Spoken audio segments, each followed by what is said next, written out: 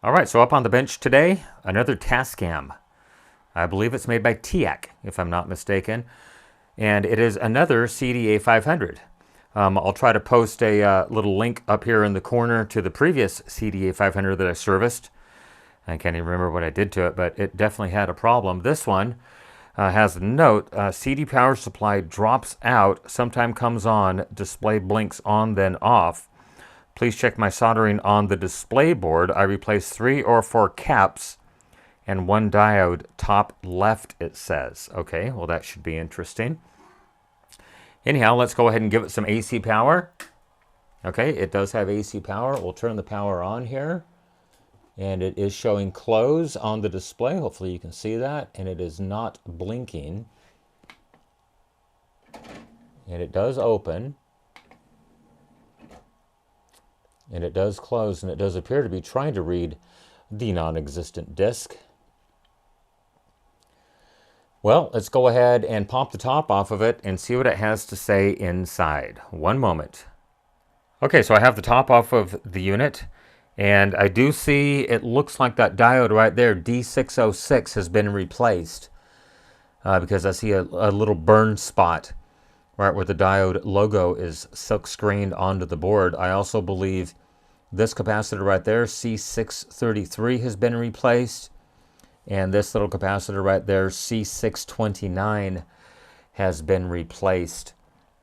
Now let's take a look at the bottom of the board. Hopefully I can get it up here where you can actually see it. And let's turn on a light maybe, might help. So that transistor right there, Q617, can I get it to focus just on that guy?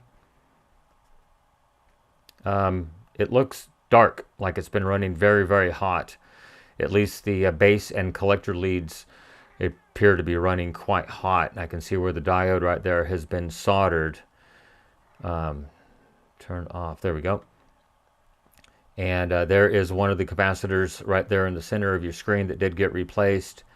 And then this other capacitor that runs up to the display board has been replaced as well. So first thing I'm going to do is look at the print and find out where these components are, and we'll make some voltage measurements and see what they have to say. One moment.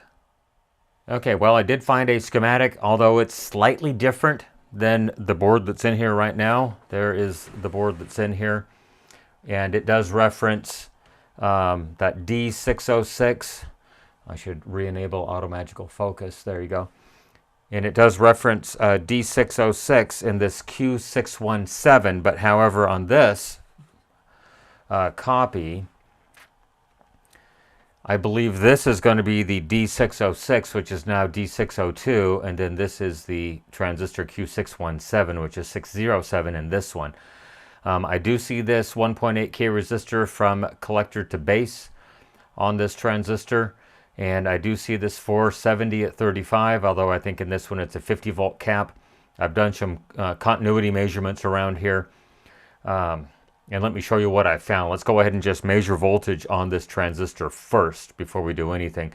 Keeping in mind on the emitter, we should have negative 23 volts. So let me get that moved out of the way. I will turn off the auto magical exposure. And then that way you can actually see what's going on here. We'll kind of get it zoomed into view. We'll get a voltmeter set up over here. And put it in the volt mode. Turn the power to on. Depress the power switch. And so I believe this is the collector of that transistor. 33 volts negative. 33 volts negative. And 33 volts negative. Now, according to this diagram, I should have on the base, I should have a 24 volt supply.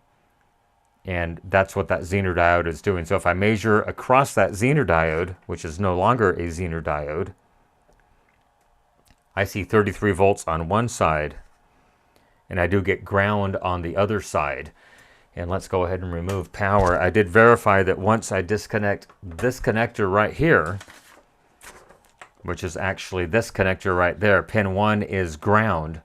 So now if I measure the cathode of this diode, it should be open. I should put it in the ohmage range, and it is open, as you can see right there. Once I reconnect this connector, it does reestablish ground, and it becomes 0.03 ohms. So I'm pretty confident that this schematic is accurate. It's just some of the part numbers have been changed, and I did look at a circuit board view, and some of the locations of these things, they twisted them like 90 degrees. So at a minimum, I need to remove this transistor and probably find a suitable 24 volt Zener diode to go back in to that location. I don't have any 24 volt Zener diodes, but I do have some 12 volt Zener diodes that I can use in its place. Just two of those in series will make a 24 volt Zener diode. So let's go ahead and get the board out of this thing and see what we can do. One moment. Alrighty, so to make things easier, I just went ahead and pulled the whole front of the unit off. I did have to disconnect the optical pickup. I'm not proud of that, but there's really no other way to get to it without disconnecting the optical pickup. There's no way to ground it while it's in circuit, unfortunately, so I did take the necessary ESD precautions, so hopefully we will be good. But let's go ahead and check this transistor right here. We'll measure base to collector. And it is a short, base to emitter, and it is a short, and obviously if those are a short, that has to be a short as well. Let's just look at ohms. 8.9, 4.1, and 7.7. That transistor is toast. This is the diode that did get replaced. It probably will measure as a regular just rectifier diode at this point. Obviously we're charging or discharging something at this point. And there we go up to 0.55 volts forward bias. So let's go ahead and get a suitable replacement diode ready and see if I have a transistor for this unit. I need to get it out just to verify that it is what it says it is. A 2SA 1015 is what it calls for. I'm sure I can find one. If I don't have a new one, I can pull one out of something. It's a pretty common transistor. Well, let's get those things out and we'll move forward. One moment.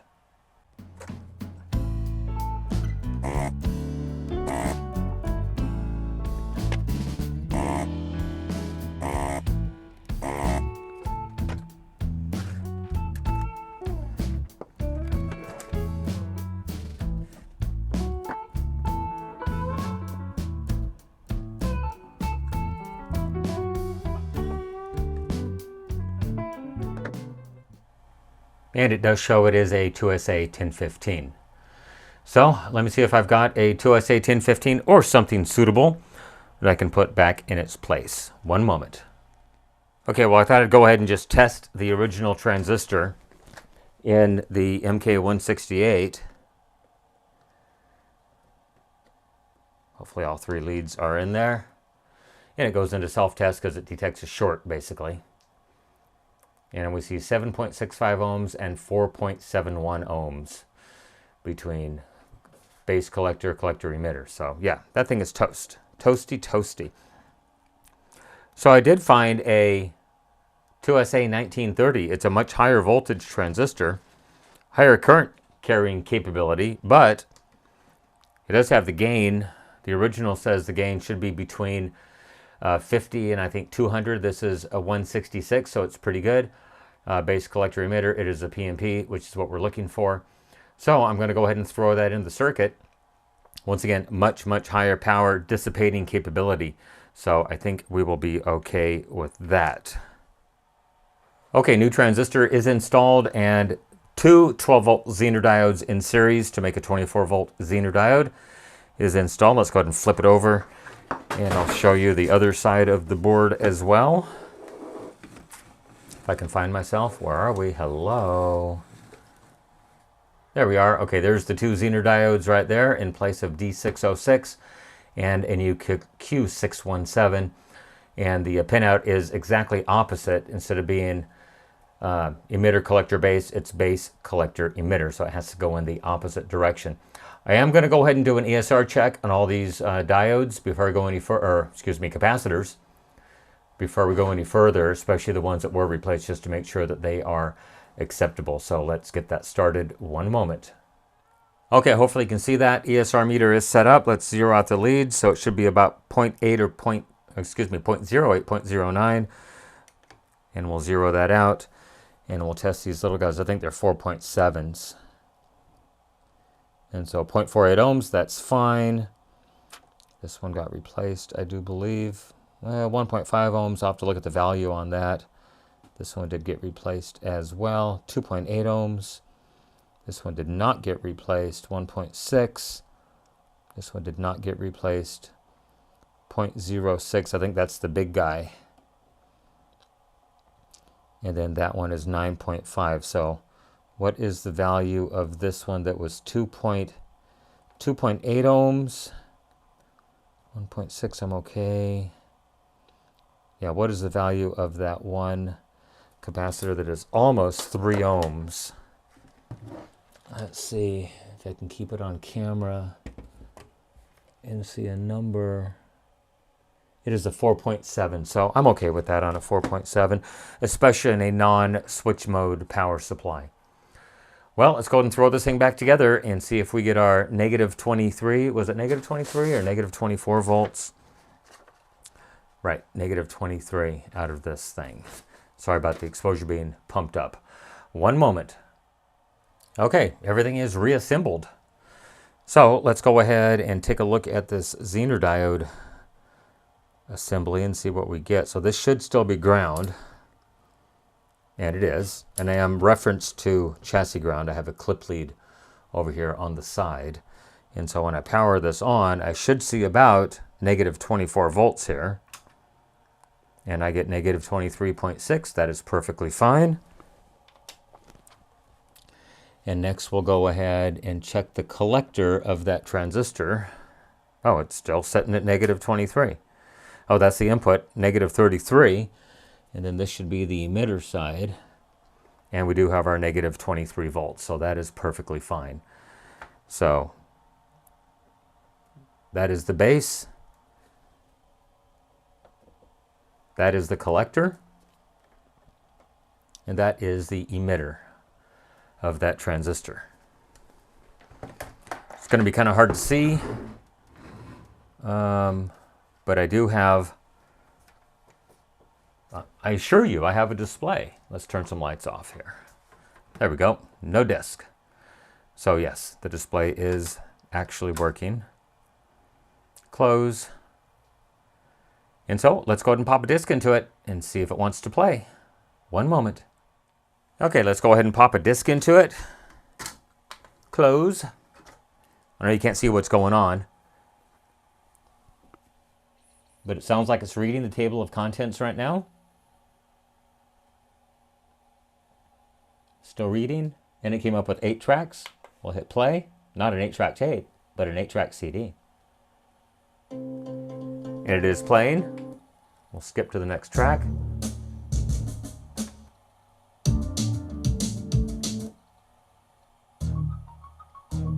All working fine. Pitch control. Nope, not on CD. We'll stop that. Pop an audio tape into it. Hit play. Hey, it's the same song. Copyright-free audio tape. Try to play the other direction. That's going to get copyright strike, so we can't play that. But it is working. The tape works, the CD works. Stop, play. Oh, it went back to track 1. We'll skip it ahead a couple tracks.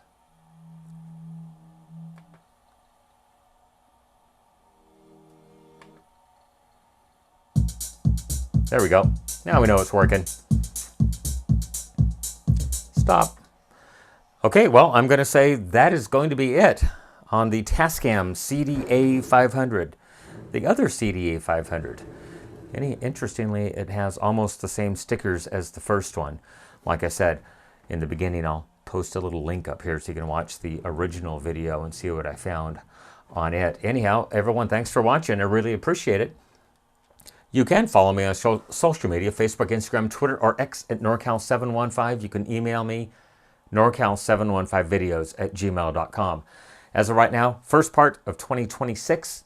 If you want to contact me, leave me a message in one of the videos.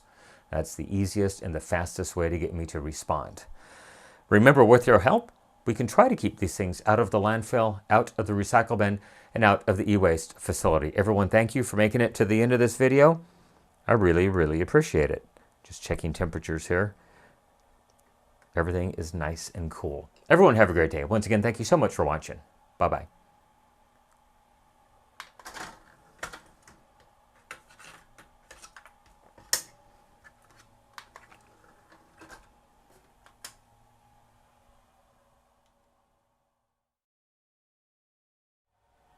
All right, here we go. Check, check, check. 1, 2, 3.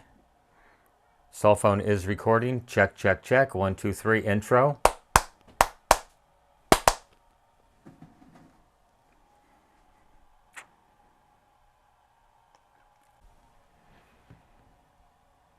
Okay, here we go. Audio sync, cell phone recording with the top off. Part 1. Audio sync, check, check, check.